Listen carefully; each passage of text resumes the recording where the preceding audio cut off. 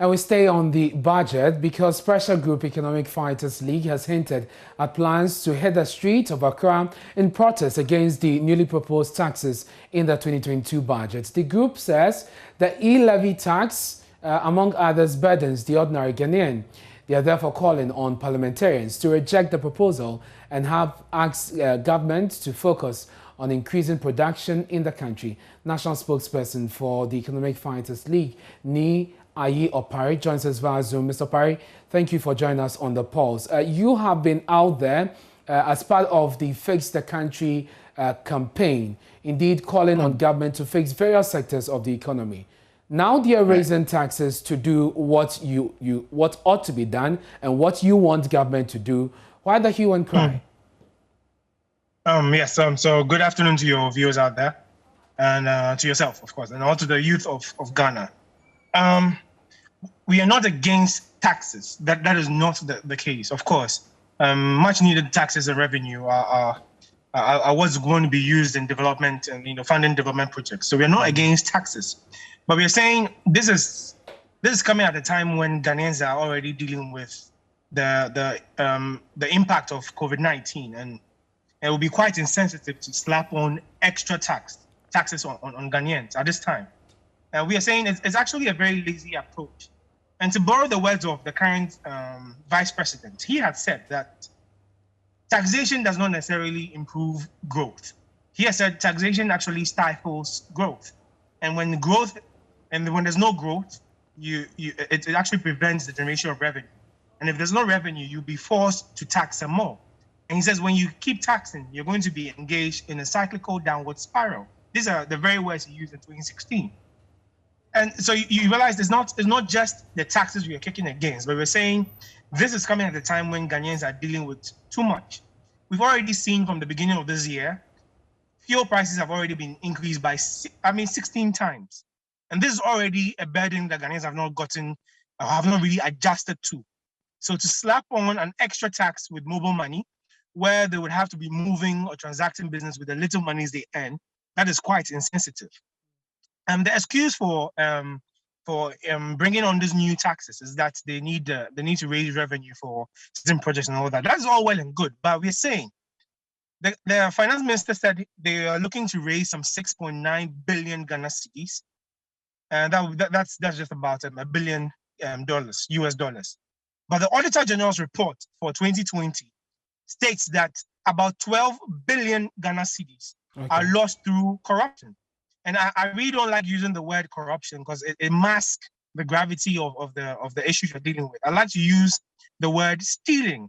So 12 billion Ghana cedis have been stolen from the public coffers.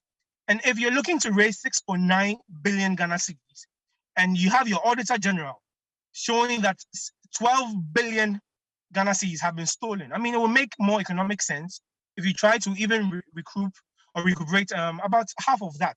Even if it's a third, that's substantial. So you see, you can release or relieve Ghanaians of this burden by collecting just the monies that have been lost to theft. So for you, blocking the loopholes or plugging them is very important for you. But whilst we wait on government and we urge government to do that, what will be the way to raise revenue in order to do the things that we need to?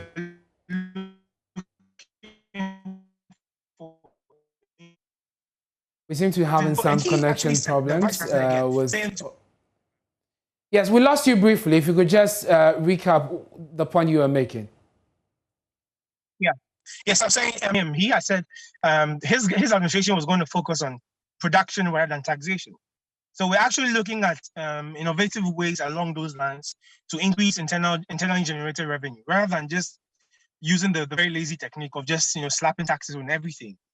As it stands, Ghanaians are overburdened with tax, so much so that females would have to pay tax on sanitary towels. And that is the most inhumane tax I've ever come across. I mean, it's not a privilege to be a woman and to have your monthly woman thing to do. So how then do you even slap taxes on something as very important as sanitary towels? I mean, this is absurd.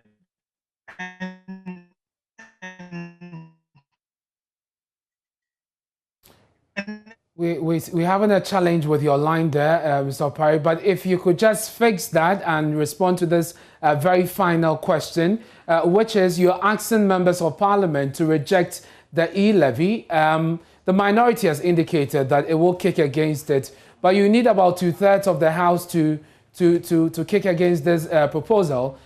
You think that going on protest would get you that result? Rightfully so.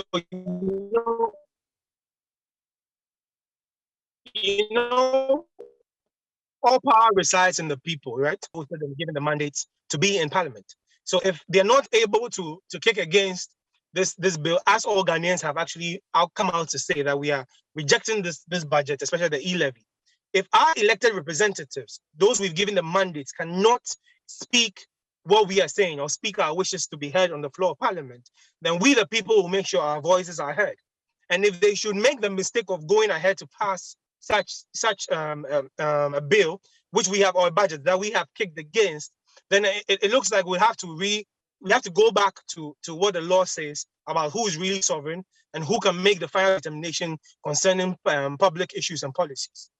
Thank you very much. That's Mr. Opari. He is with the Economic Fighters League. He speaks for them, and he's been speaking on their rejection of the e-levy tax. Many of you as well have been talking about it. Go on to our social media platforms. There have been various suggestions to reduce it, to reject it. What are you